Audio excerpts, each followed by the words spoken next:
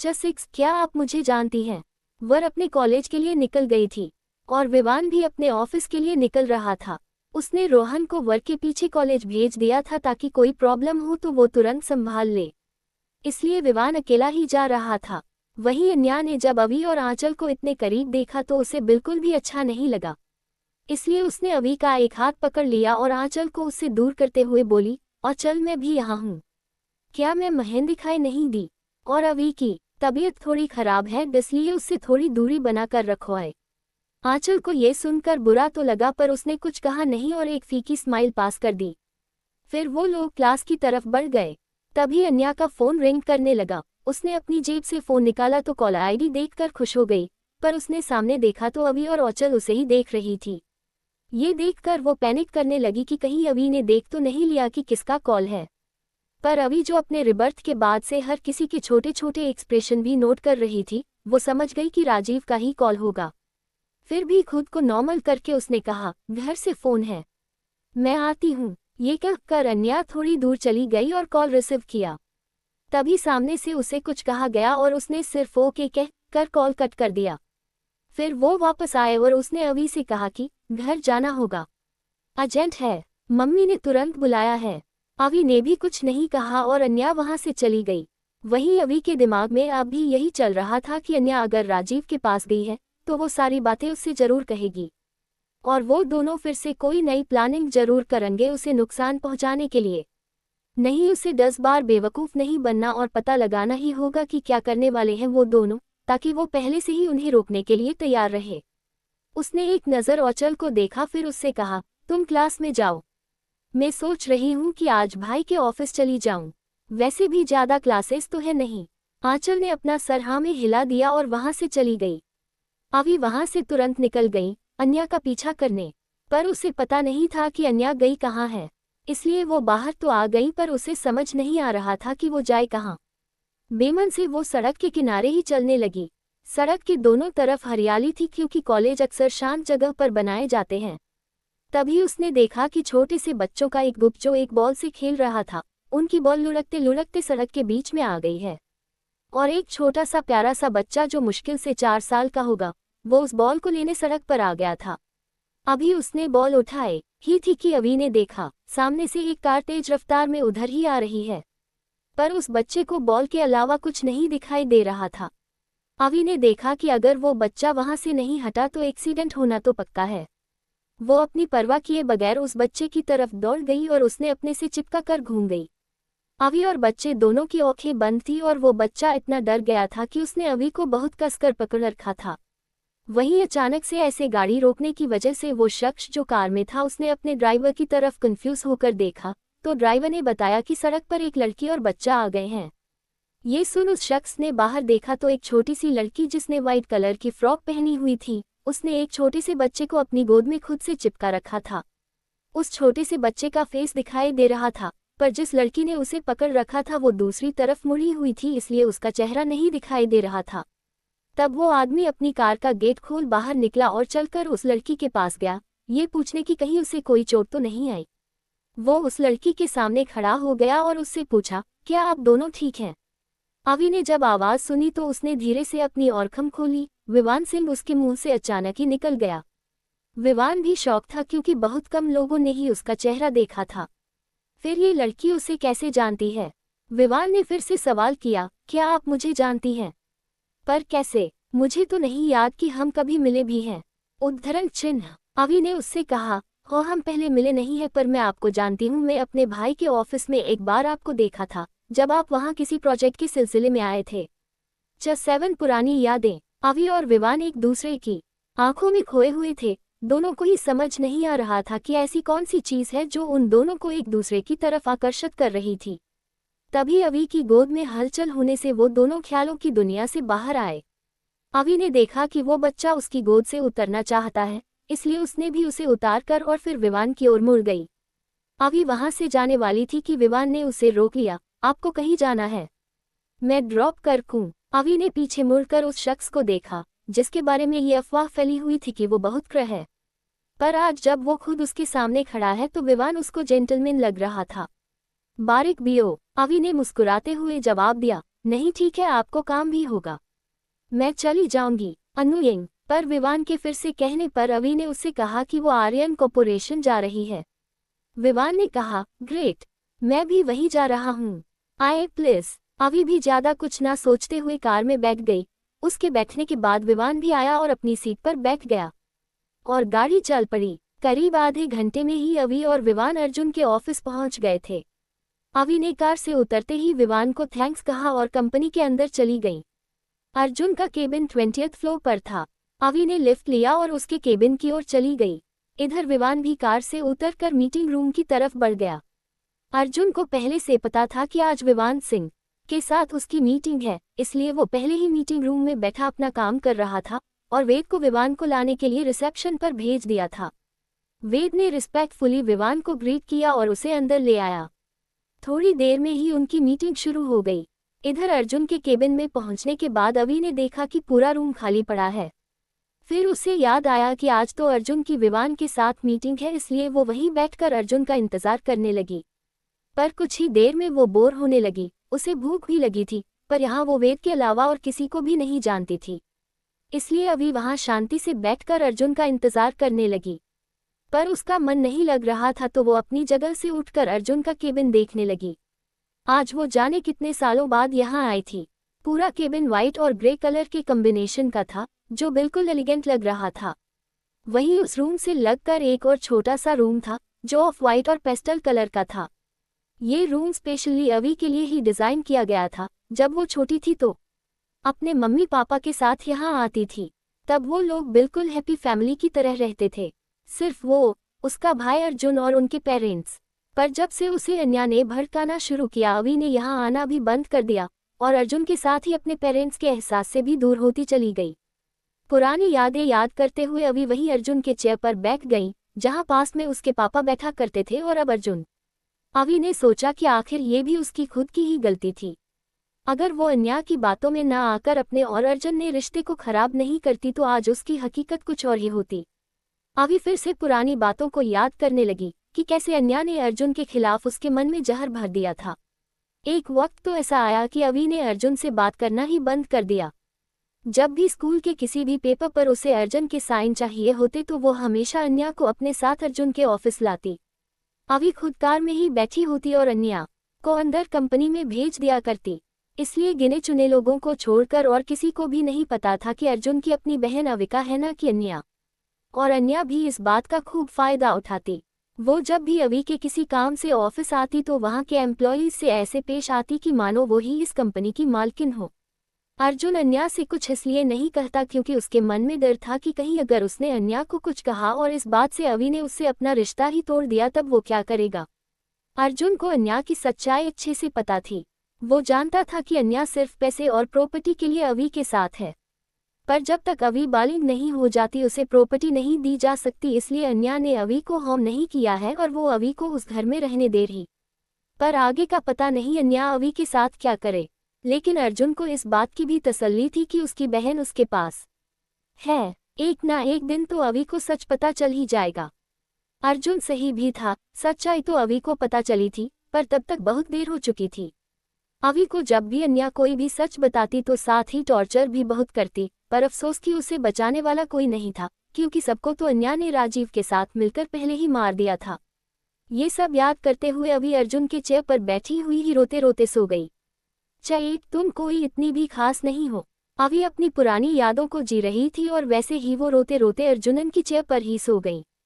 अभी उसे सोए हुए करीब 1 घंटा हुआ होगा कि अर्जुन के केबिन का दरवाजा खुला और एक लड़की हाथों में फाइल लिए अंदर आई।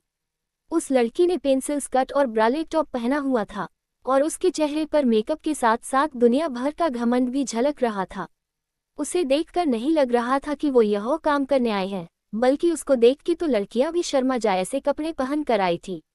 ये थी रूपल मित्तल, मित्तल परिवार की छोटी बेटी। वैसे तो इसका परिवार भी पैसे और रुतबे में कम नहीं था, पर जब से रूपल ने एक पार्टी में अर्जुन आर्यन को देखा तब से ही उसकी चार्मिंग फेस की दीवानी हो गई थी। इसलिए अपने पापा की कंपनी छोड़कर यहाँ आर्यन कंपनी में काम करती थी। रूपल ने जब देखा कि सीईओ की चेयर पर एक छोटी सी लड़की सो रही है तो उसे बहुत गुस्सा आया। एक तो वहां पर कोई भी अवि को पहचानता नहीं था और दूसरे की अर्जुन मीटिंग में गया था और उसे इस बात की खबर ही नहीं थी कि अभी यहाँ आने वाली है, इसलिए उसने किसी को इन्फॉर्म भी नहीं किया था। रूपल ने जब अभी को देखा तो उसे जलन हुई कि उसके सामने बैठी लड़की उससे ज़्यादा सुंदर है, वो भी तब जबकि उस लड़की ने कोई मेकअप नहीं किया हुआ है। वो तो वैसे भी अभी से चिड़ी हुई थी, ऊपर से उसकी सुंदरता देख तो रूपल का गुस्सा और बढ़ गया। रूपल ने उसे देखा और सोचने लगी क्या हो अगर अर्जुन को इससे प्यार हो गया तो। नहीं नहीं, उसे इस लड़की को अर्जुन के यहाँ आने से पहले बाहर भेजना होगा। ये ख्याल आते ही रूपल ने सामने रखे जग का पूरा पानी अभी के ऊपर उड़ेल दिया। अभी जो सो रही थी, अचानक अध्यापक अपने ऊपर पानी गिरा देख थोड़ी हैरान रह गई। जब उसने अपना छोटा सा चेहरा उठाकर सामने देखा तो एक अरोगेंट लड़की उसे गुस्से से घूर रही थी। अभी को समझ नहीं आया तो वो सवालिया नजरों से रूपल को देखने लगी। उसने कहा, आप कौन हैं और ये मेरे ऊपर पानी कैसे आ गया? अभी बेचारी अपने मम्मी पापा को याद कर इतनी इमोशनल थी कि उसके दिमाग ने काम करना ही बंद कर दिया। उसके दिमाग से एक बार भी ये ख्याल नहीं आया कि सामने एक ही इंसान खड़ा है, वो भी गुस्से में, तो जाहिर सी बात है कि उस पर पानी भी उसने ही डाला होगा। अभी के सवाल को सुन रूपल को और तेज गुस्सा आ गया। उसने गुस्से से अभी का हाथ पकड़ लिया और उसे खींचने लगी, पर अभी को वो 1 इंच भी नहीं हिला पाई। रूपल ने सामने बैठी लड़की को देखा जो उसे ही कंफ्यूज होकर देख रही थी। उसने सोचा ये तो एक बच्ची है, फिर भी मैं इतनी ताकत लगाकर भी इसे हिला तक नहीं पा रही। 10 छोटी सी लड़की में इतनी ताकत आई कहाँ से? रूपल अपने ही ख्यालों में गुम थी कि फिर से अवी की आवाज आई, मेरा हाथ छोड़ो। पर ये पहले वाली टोन तो बिल्कुल भी नहीं थी, इसमें ऑर्डर साफ सुना जा सकता था। एक पल को तो रूपल भी डर गई, पर फिर उसे याद आया कि ये लड़की सीईओ के चेयर पर बैठी है। ये याद आते ही उसे फिर से अवी पर गुस्सा आने लगा। रूपल ने गुस्से में अवी को घूरते हुए कहा, ए छोटी बच्ची, तुम यहाँ किससे पूछकर आए हो? और आई तो आई, तुम्हारी हिम्मत कैसे हुई इस चेयर पर बैठने की? क्या तुम नहीं पता कि ये हमारे बॉस की चेयर है? अभी के अभी यहाँ से उठो वरना मुझे सिक्योरिटी को बुलाना होगा। अब अवी को भी गुस्सा आने लगा। एक तो वो अपने भाई की चेयर पर बैठी है तो इस लड़की को क्या दिक्कत है, इसलिए अवी ने उससे कहा, पहली बात तो तुम कोई इतनी भी खास नहीं हो कि मैं तुम्हें जवाब दूं। दूसरी की ये ना तो तुम्हारी कंपनी है ना ही तुम्हारा ऑफिस, और मैं तुम्हारी जगह पर तो बैठी हूं नहीं कि तुम मुझसे ऐसे बात कर रही हो। ये सुन रूपल को और गुस्सा आया, पर फिर उसने सोचा कि ये अर्जुन की तो कुछ लगती नहीं, क्योंकि इससे पहले वो इस लड़की को कहीं भी अर्जुन के साथ नहीं देखी थी। हो सकता है कि इसे भी अर्जुन पसंद हो और ये अर्जुन को यहाँ रिझाने आए हो। ये सब रूपल ने खुद ही सोच लिया। फिर उसने कहा, इस जगह तुम गलत हो, तुमने मेरी जगह ली है। मैं और अर्जुन बहुत जल्द शादी करने वाले हैं, तो उस हिसाब से ये जगह मेरी है। अभी शांति से ये सारी बातें सुन रही थी। उसे तो पहले से ही पता था कि अर्जुन की जिंदगी में कोई लड़की नहीं है, पर अब उसे मजा आ रहा था। वैसे भी वो अन्या और राजीव का नेक्स्ट प्लान नहीं जान पाने की वजह से परेशान थी, और रूपल उसे अपनी फ्रस्ट्रेशन निकालने की वजह दे रही थी। पर बेचारी अवी को ये नहीं पता था कि असल में अन्या और राजीव उसके खिलाफ कोई प्लान नहीं बना रहे हैं। वो दोनों तो अपनी प्यास बुझा रहे हैं एक दूसरे के साथ। खैर, अवी ने एक नज़र घड़ी की ओर देखा तो अर्जुन की मीटिंग खत्म होने ही वाली थी और वो किसी भी समय यहाँ आ सकता था। अवी ने एक डेविल स्माइल की और सोचा, चलो अन्या न सही ये मेकअप की दुकान ही सही, कहीं तो अपनी भड़ास निकाल जाए। फिर अवी ने एक इनोसेंट सा फेस बना लिया और कहा, ओ मुझे नहीं पता था कि आप यहाँ की लेडी बॉस हैं। आप खड़ी क्यों हैं, बैठिए ना। रूपल के चेहरे पर भी घमंड भरी मुस्कान आ गई और वो सामने रखे सोफे पर बैठ गई। अवी ने उसे पानी का ग्लास थमाते हुए कहा, पानी पी लीजिए। रूपल ने उस तरफ हाथ बढ़ाया तो अवी ने पूरा ग्लास ही रूपल पर फेंक दिया।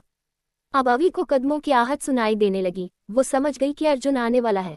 इससे पहले कि वो कुछ सोच पाती उसने देखा कि रूपल खड़ी होकर उसकी तरफ ही आ रही है। रूपल का गुस्सा शांतवे आसमान पर पहुंच गया था। उसने अवी को मारने के लिए हाथ उठाया और अवी खुद ही नीचे गिर गई और रोने लगी। तभी केबिन का दरवाजा खुला और अर्जुन अंदर आया। चन्नाइन, ये मेरी बहन भी न बहुत शरारती है। अर्जुन ने जैसे ही अपने केबिन का दरवाजा खोला वो शॉक हो गया।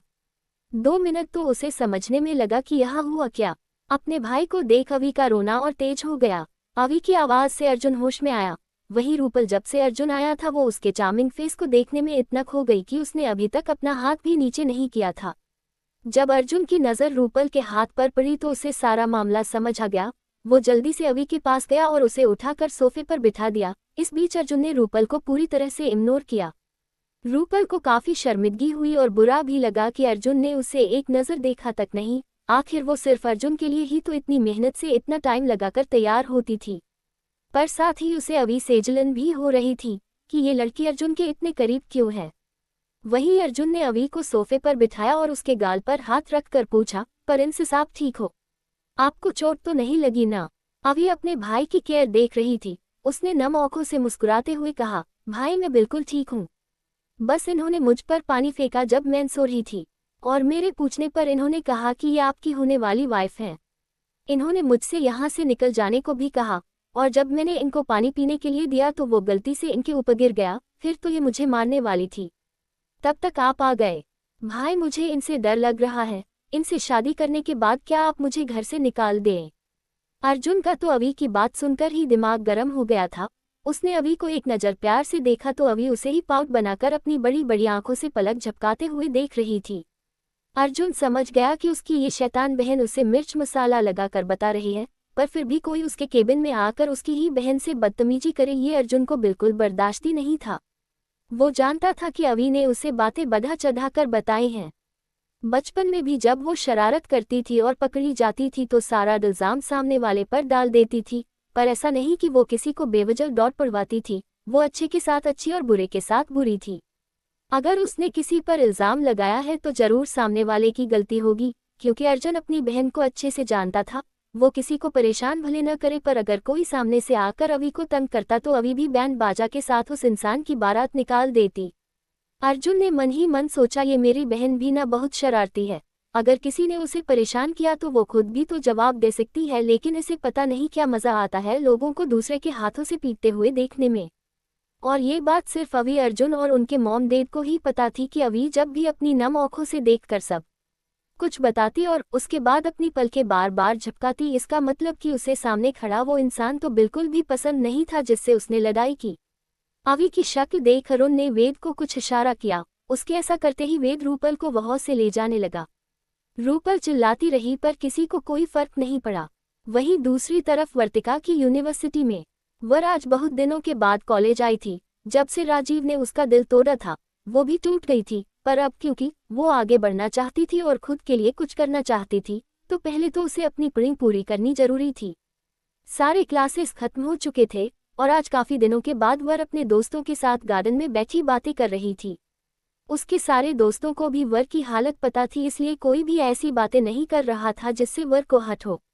वर के ग्रुप में 2 लड़कियां और 2 लड़के थे। सब ऐसे ही गार्डन में बैठे टाइम पास कर रहे थे। आज काफी दिनों बाद वर के चेहरे पर भी मुस्कान आई थी, लेकिन तभी उन लोगों ने देखा कि एक इंसान उनके सामने आकर खड़ा हो गया है और वो एक चिढ़ाने वाली मुस्कान लेकर वर को देख रहा है। उस आदमी के साथ एक लड़की भी थी और वो दोनों काफी क्लोज लग रहे थे, बिल्कुल ऐसे जैसे एक दूसरे के लिए ही बने हों। ये भी काफी नहीं था कि उस आदमी के हाथ उसके साथ खड़ी लड़की के कमर पर कसे हुए थे। ये देखकर तो वर का दिल ही टूट गया, फिर भी उसने अपने आंसू को आंखों से बाहर निकलने की इजाजत नहीं दी। ये राजीव था जो अन्या को आज शॉपिंग पर ले जा रहा था। तभी उसकी नज़र पार्क में बैठे वर के ग्रुप पर पड़ी और वो अन्या के साथ वहां ले आया। 11 इनविटेशन कार्ड। वर बिना कोई बहस के वहां से सीधा घर जाना चाहती थी, इसलिए किसी ने उसे रोका भी नहीं। वो खुद को जितना भी मजबूत दिखा ले, पर सच तो यही था ना कि वर ने राजीव से सच्चे दिल से प्यार किया था। पर खैर अब इन सब बातों का क्या फायदा, ये सोचते हुए वर गहरी नींद में चली गई। वहीं दूसरी तरफ विवान अपने केबिन में बैठा एक फाइल रीड कर रहा था। ये वही फाइल थी जो विवान ने रोहन से कहकर आज मीटिंग के बाद मंगवाई थी। इसमें अविका आर्यन की इन्फॉर्मेशन थी, वो भी जनरल, क्योंकि उसकी पर्सनल लाइफ की बहुत चीजें हाइड की हुई थी। विवान अवी की फोटो पर हाथ फेर रहा था और इस वक्त उसके चेहरे पर एक मुस्कुराहट थी। उसने जब सुबह रोड पर अवी को देखा था तभी से वो अवी को पसंद करने लगा। 2 दिन बाद विवान के दिमाग पर तभी से ही अवी छाई हुई थी, जिसका पता अवी को भी नहीं था। अवी अभी भी अर्जुन के केबिन में ही बैठी पढ़ाई कर रही थी। अवी को ये सब बहुत अच्छा लग रहा था। आज कितने वक्त बाद उसे अपने पेरेंट्स के पास होने का एहसास हो रहा था। अर्जुन भी वहीं बैठा अपना काम कर रहा था। आज सुकून तो अर्जुन को भी बहुत मिल रहा था, क्योंकि उसकी प्रिंसेस उसके साथ थी, वही उसका परिवार थी। और आज तो खुद अवी ने पहल की है अपनी ओर से। और अब तो अर्जुन ने ठान लिया कि कुछ भी हो जाए वो अब अन्या को अवी की लाइफ बर्बाद करने नहीं देगा।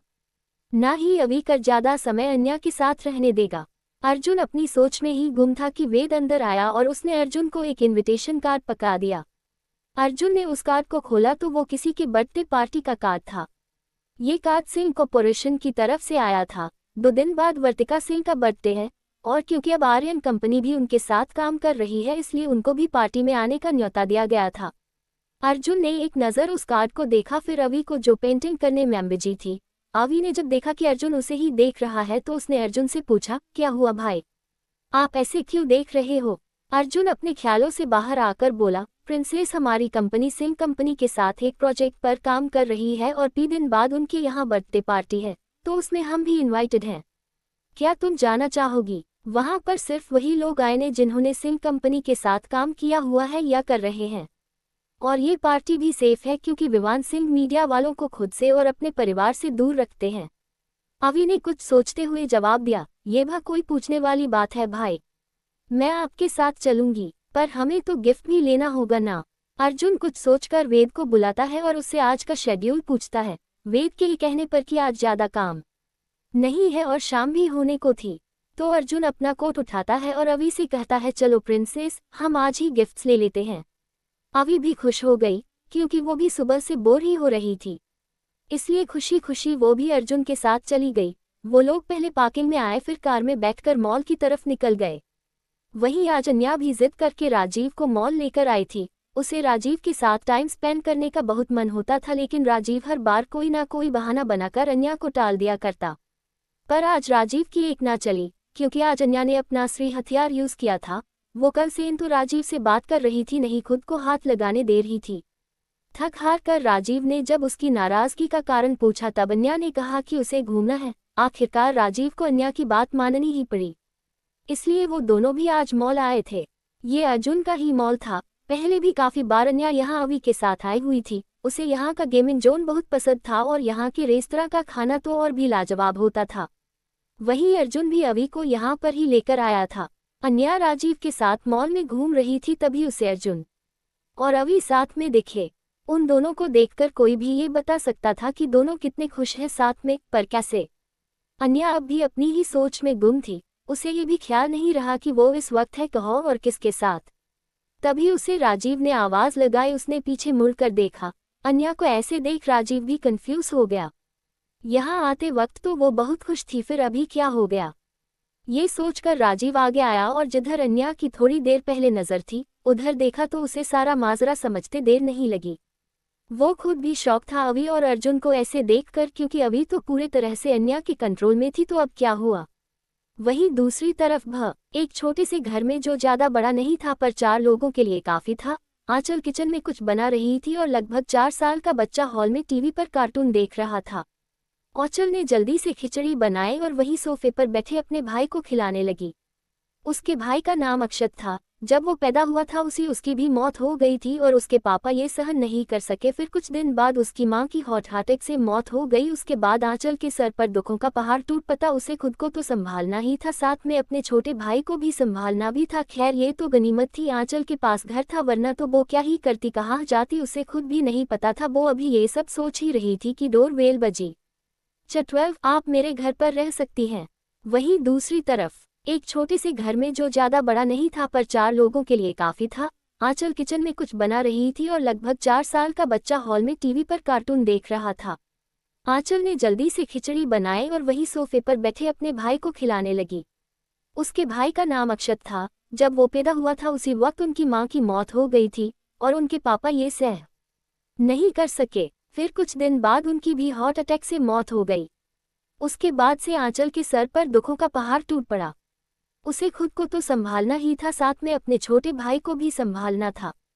खैर ये तो गनीमत थी कि आंचल के पास अपना घर था, वरना तो वो क्या ही करती, कहाँ जाती, उसे खुद भी नहीं पता था। वो अभी ये सब सोच ही रही थी कि डोरबेल बजी। आंचल ने दरवाजा खोला तो एक बार फिर वही लोग थे जिनका वो चेहरा नहीं देखना चाहती थी। ये वही थे जिनसे आंचल ने थोड़े बहुत पैसे लिए थे, क्योंकि अक्षत उस टाइम बहुत छोटा था और आंचल उसे छोड़कर कोई काम नहीं कर सकती थी। पर ये लोग बार बार आंचल को परेशान करने आ जाते थे। उसने लगभग सारा पैसा चुका ही दिया था। अब जो थोड़ा बहुत कर्ज रह गया वो भी जल्दी ही चुका देती। लेकिन कहते हैं ना कि अगर एक बार लड़की पर गंदी नजर पड़ जाए तो फिर पैसा कौन देखता है। उन घटिया लोगों की नजर आंचल पर थी, इसलिए पैसे के बहाने वो आंचल को देखने आया करते थे। उन्होंने कितनी बार आंचल को हिंट भी दिया और कई बार उसे सामने से ऑफर मिला कि अगर वो तैयार है तो उसका सारा कर्ज माफ। लेकिन आंचल स्वाभिमानी लड़की थी, उसने कभी भी अपने तन का सहारा नहीं लिया। आज फिर वो लोग आंचल से पैसे लेने आए थे। उनमें से एक ने कहा, पूरे 3 साल हो चुके हैं और तूने अब तक हमारा पूरा पैसा नहीं लौटाया है, इस बार तो हम अपना पैसा लेकर ही जाएंगे। तभी दूसरे ने कहा, और नहीं तो क्या, जब इसको जरूरत थी तब तो कैसे गिड़गिड़ा रही थी पैरों पर गिरकर, और अब देखो, ये तक नहीं होता कि घर के अंदर ही बुला लें। फिर एक तीसरे आदमी ने, जो यंग ही था पर उस कॉलोनी में वो आवारागर्दी के लिए जाना जाता था, उसने कहा, अरे आप सब तो एक छोटी सी लड़की के पीछे ही पड़ गए। तो क्या हुआ अगर इसने अभी तक पूरे पैसे नहीं लौटाए? तब इसको हमारी जरूरत थी तो हमने इसकी मदद की, और अब हमें इसकी जरूरत है तो ये हमारी मदद करेगी।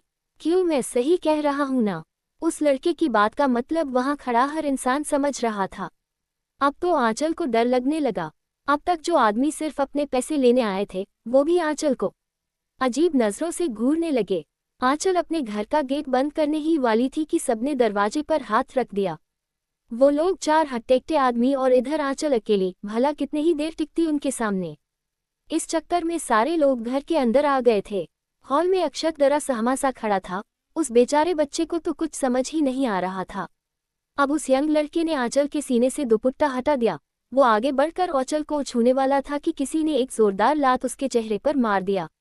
आंचल ने रोते हुए ही अपना सर ऊपर करके देखा तो वहां वेद गुस्से से उन घटिया आदमियों को घूर रहा था। आंचल को उसका नाम नहीं पता था, लेकिन उसने कई बार अवी के साथ इस शख्स को देखा हुआ था, और अब तो ये इंसान उसकी मदद भी कर रहा था, मतलब उसे इससे डरने की जरूरत नहीं है। आंचल अपने ख्यालों में ही थी कि उसे अक्षत की आवाज सुनाई दी, जो रोते हुए अपनी दीदी को ही पुकार रहा था। ये देख आंचल के मन में एक टीस सी उठी। वो तुरंत खड़ी होकर अक्षत के पास गई और उसे अपने सीने से चिपका लिया। अक्षत भी बहुत डर गया था, उसने आंचल को कसकर पकड़ लिया। थोड़ी देर बाद वेद ने अच्छे से पिटाई करके उन सब लोगों को वहां से भगा दिया जो आंचल को परेशान कर रहे थे।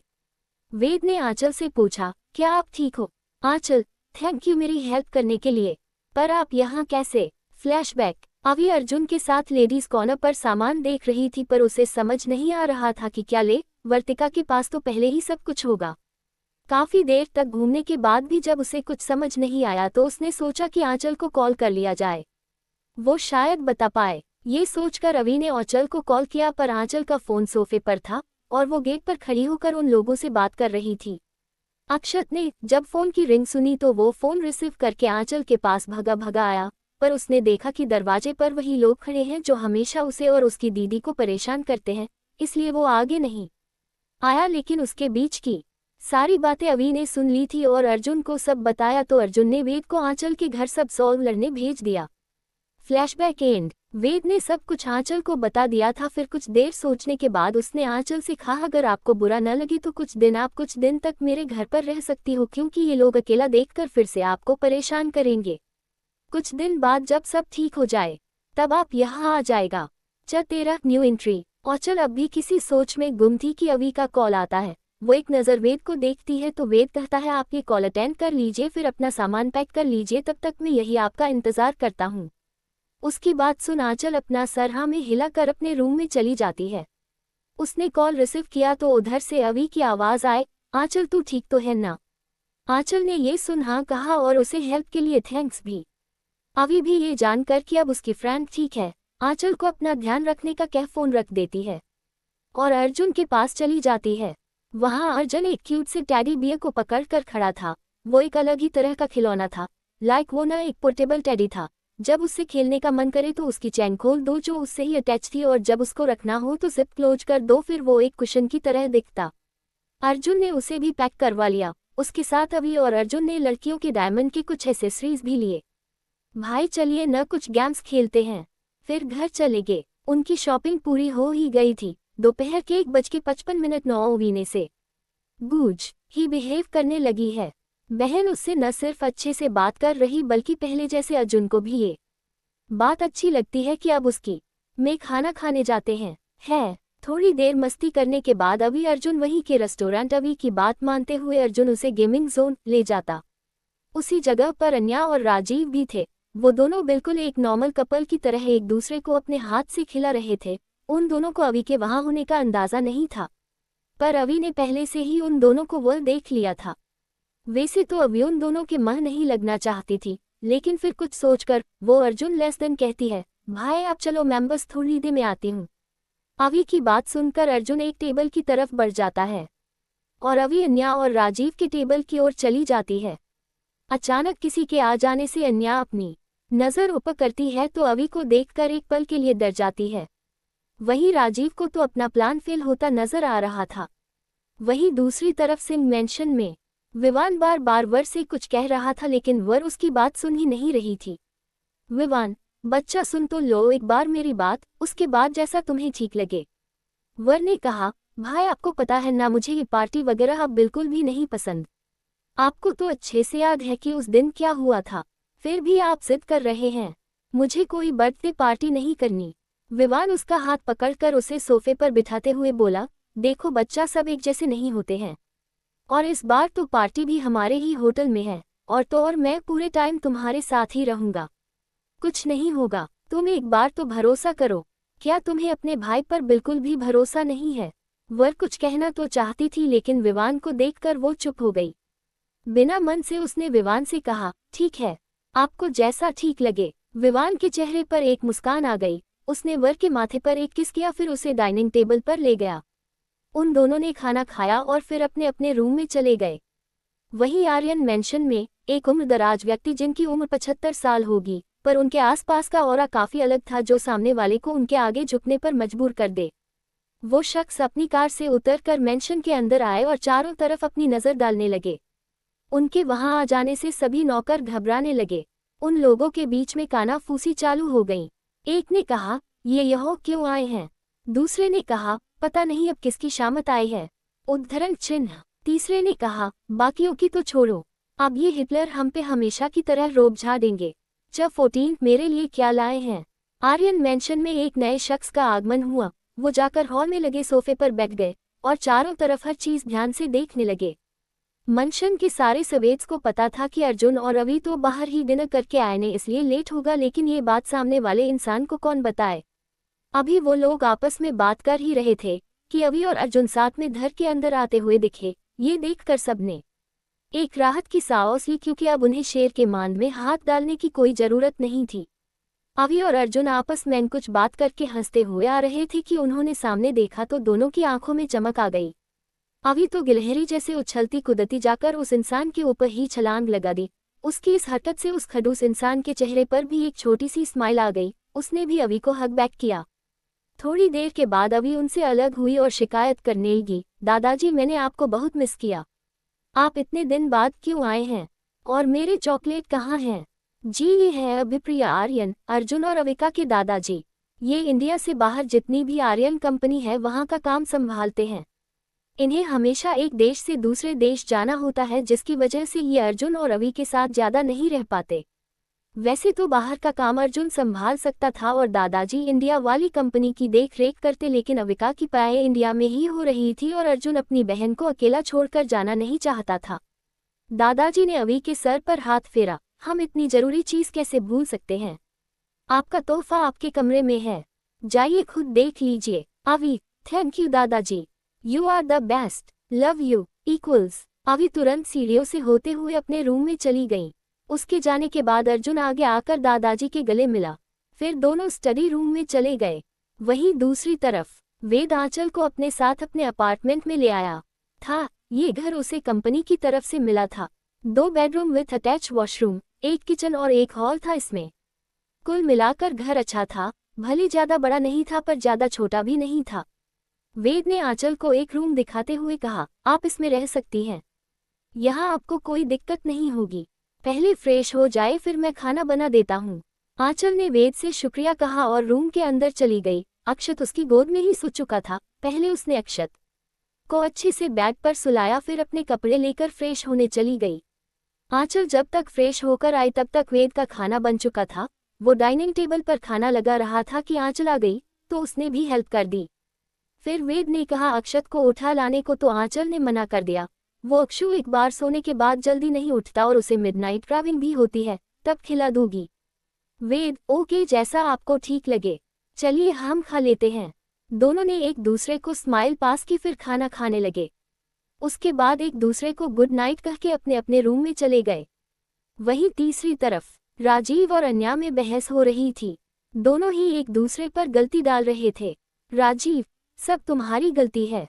तुमसे कितनी बार कहता हूं कि ऐसे पब्लिक प्लेस पर हम दोनों का साथ जाना हमारे लिए ही खतरा है, पर तुम ही नहीं सुनती। अन्या, अच्छा मतलब सारी गलती मेरी है। वाह, ये सही है कि कुछ भी गड़बड़ हो तो सारा का सारा इल्जाम मुझ पर ही डाल दो। तुम्हारी गलती है सारी। अगर उस रात तुमने मुझे जबरदस्ती किस नहीं किया होता तो उस अविका को कुछ भी पता नहीं चलता, लेकिन तुमसे ही कंट्रोल नहीं हुआ। वैसे भी वो लड़की उसी बात को लेकर गुस्सा है और अब तो उसे मुझ पर भी शक हो गया है। कहीं मेरा सारा प्लान खराब ना कर दे वो। नहीं नहीं, मुझे माँ से मदद लेनी होगी। राजीव अन्या को ऐसे देख रहा था मानो किसी पागल को देख रहा हो। उसे फिर से रेस्टोरेंट की बातें याद आ गई। फ्लैशबैक। अवी अचानक से राजीव और अन्या की टेबल पर आकर खड़ी हो गई। अन्या ने जब अवी को देखा तो उसका मुंह से कुछ निकला ही नहीं। अवी ने एक नज़र उसे देखा और फिर राजीव से कहा, तुम्हें शर्म नहीं आती? जो हर रोज लड़कियां बदलते रहते हो, कल किसी और के साथ और आज किसी और के साथ। सच में मैंने तुम जैसा इंसान आज तक नहीं देखा। राजीव कुछ कहता उससे पहले ही अन्या बोल पड़ी, नहीं अभी जैसा तुम सोच रही हो वैसा कुछ भी नहीं है। हम सिर्फ दोस्त हैं, उससे ज्यादा कुछ भी नहीं। अब अवी ने अन्या से कहा, अच्छा तुम दोनों सिर्फ दोस्त हो, पर तुम्हें देखकर दोस्त वाली फीलिंग तो नहीं आ रही है। देखो अन्या, मैंने पहले भी तुमसे कहा कि ये लड़का ठीक नहीं है और मैंने तुम्हें सबूत तक दिखाया। फिर भी तुम्हें मेरी बात पर विश्वास नहीं करना है तो मत करो, लेकिन मैं तो एक दोस्त होने के नाते समझा रही थी। आगे तुम्हारी मर्जी। इतना बोल अवी बिना किसी के जवाब का इंतजार किए ही वहां से चली गई। फ्लैशबैक एंड तब से ही अन्या और राजीव में लड़ाई हो रही है, इस बात पर कि गलती किसकी है। वो दोनों ही इस बात से अनजान थे कि वो अवी को नहीं बल्कि अवी उन्हें अपने जाल में फंसा रही थी। ये सब अवी के प्लान का हिस्सा था कि सबसे पहले अन्या और राजीव को अलग किया जाए, तभी वो जीत पाएगी। तो आपको क्या लगता है, अवी जीत पाएगी या दुश्मन हो जाएंगे कामयाब? चैप्टर 15 लुका छुपी। खाने के बाद वेद अपने रूम में नॉवेल पढ़ रहा था। ये उसकी आदत थी कि सोने से पहले वो नॉवेल जरूर से पढ़ता था। वैसे ये आदत अच्छी भी होती है।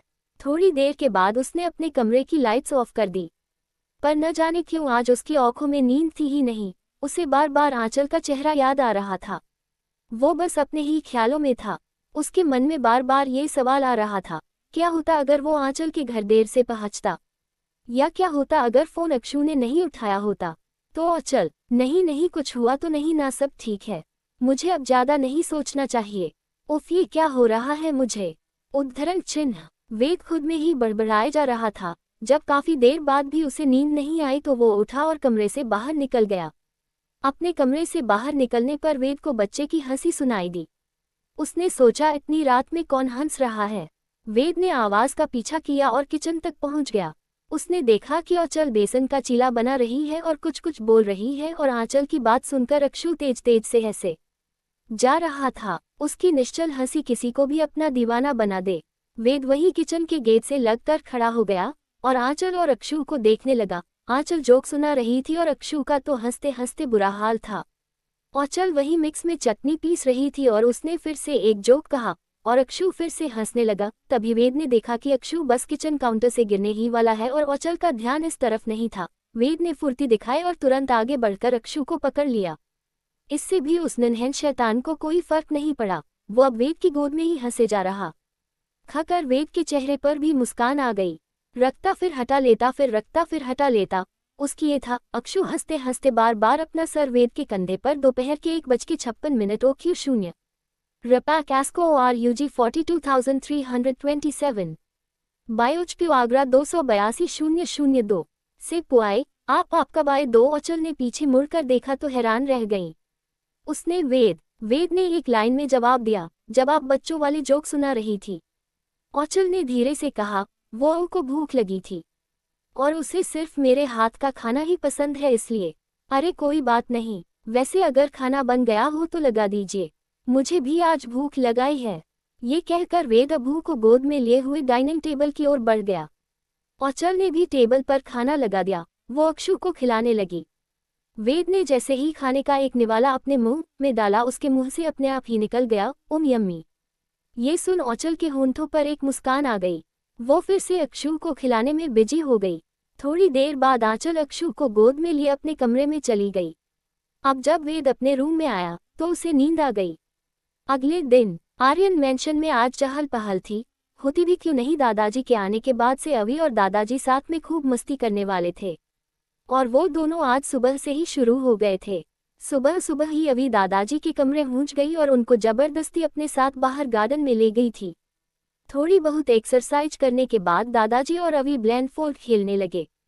पहले दादाजी की आंखों में पट्टी बांधी गई और अवि उनके छूने से बच रही थी। दादाजी खेलते खेलते थोड़ा सा बाहर की तरफ आ गए और उन्होंने एक अधेड़ उम्र की औरत को अवि समझकर पकड़ लिया। वो औरत अर्जुन से मिलने आई थी, लेकिन बीच में ही उसे लगा कि किसी ने उसे पीछे से गले लगा लिया। वैसे तो उसकी उम्र दादाजी से थोड़ी सी कम थी, लेकिन औरत दुगाकाली का रूप लेने के लिए उम्र की मोहताज नहीं होती। उस औरत ने अपनी पूरी शक्ति से अभिप्रिय जी को धक्का दे दिया और गुस्से से बोली, ये क्या कोई उम्र है बच्चों वाले खेल खेलने की। दादाजी सोचने लगे, ये मेरी अवि की आवाज़ नहीं और खेलने की कोई उम्र थोड़ी ना होती है। फिर उन्होंने अपनी आंखों से पट्टी हटाई। जब दादाजी ने देखा तो सामने अवि नहीं कोई और ही था। उन्होंने उस औरत से माफ़ी मांग ली, लेकिन वो औरत गुस्से में बिना और कुछ बोले ही घर के अंदर चली गई। क्योंकि ये सब गार्डन में हुआ था तो बहुत सारे नौकर ने देखा था। उन सब की तो हंसी ही नहीं रुक रही थी। जो आदमी सब पे हुक्म चलाता रहता है, आज उसे ही कोई सुना के चला गया। अवि भी पीछे खड़ी ये सारा नज़ारा देख रही थी। वो भी हंसने लगी। दादाजी ने उसे गुस्से से घूरा, फिर भी उसकी हंसी बंद नहीं हुई। दादाजी वहां से अंदर चले गए। उनके पीछे पीछे अवि भी हंसते हंसते चली गई। आज की ये लुका छिपी उनको महंगी पड़ गई। आगे देखने के लिए लाइक एंड सब्सक्राइब करें। कमेंट करके बताएं स्टोरी कैसी लगी। धन्यवाद।